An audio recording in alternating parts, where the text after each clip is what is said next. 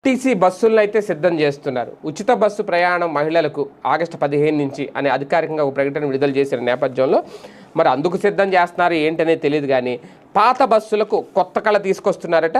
RTC బస్సుల్లో చిరిగిన సీట్లు, పగిలిన కిటికీలు, విరిగిన హ్యాండిల్లు ఇక కనిపించకుండా చూడగానే బింబేలెత్తించే డొక్కు బస్సులు కనుమరుగైపోయి సరికొత్త రూపంలో రోడ్లపైకి రాబోతున్నాయట. ఇంజన్లు బాగుండి బాడీలు దెబ్బతిన్న డొక్కుగా కనిపించే పాత బస్సులకు ఆర్టీసీ కొత్త రూపిస్తుంది.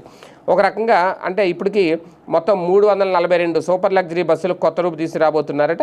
అలాగే చాలా వరకు ఈ బస్ డిపోల్లో ఉన్న బస్సులు ఏవైతే ఉన్నాయో దానివల్ల అంటే ఇప్పుడు బస్సు మార్చేస్తే కొత్త బస్సు తీసుకొస్తే పెట్టుబడి ఎక్కువది. పాత దానికే ఇలా చేయడం వల్ల దాదాపుగా ఒక్కో బస్సుకు ఒక 2 లక్షల పైగా ఆదా అవుతాయట. ఇలా చేస్తే కనుక ఆర్టీసీ వర్క్ షాపుల్లోనే వీటిని మళ్ళీ రిపేర్ చేస్తున్నారు. అక్కడే తయారు చేస్తే కొత్త బస్సుల్లో సిద్ధం చేస్తున్నారు.